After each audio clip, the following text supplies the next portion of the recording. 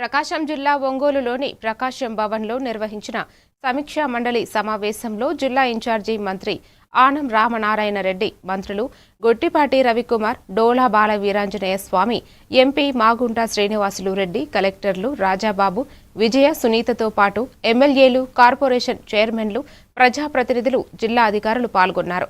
సమావేశంలో జిల్లాల అభివృద్ధి, ప్రభుత్వ పథకాల అమలు, వివిధ శాఖల పనితీరుపై సమీక్ష నిర్వహించారు.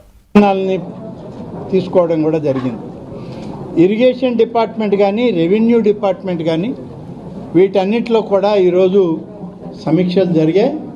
ఈ సమీక్షల్లో ముఖ్యంగా త్రాగునీటి ఎద్దడి, దీని విషయంలో స్పష్టమైన అవగాహనతో అధికారులు పనిచేయాలని, ప్రజాప్రతినిధులతో కలిసి ఎక్కడెక్కడైతే త్రాగునీటి ఎద్దడి వస్తుందో దాన్ని ముందుగానే అవగాహన చేసుకొని నిధులు కేటాయించుకొని పనులు చేయాలని చెప్పి కూడా కోరడం జరిగింది. ఆ నిర్ణయాన్ని రాష్ట్ర ప్రభుత్వం కూడా కొనసాగిస్తుందని చెప్పి ఈ సందర్భంగా తెలియజేస్తున్నాను. అనేక విషయాలు ఇప్పటికే చర్చించాం.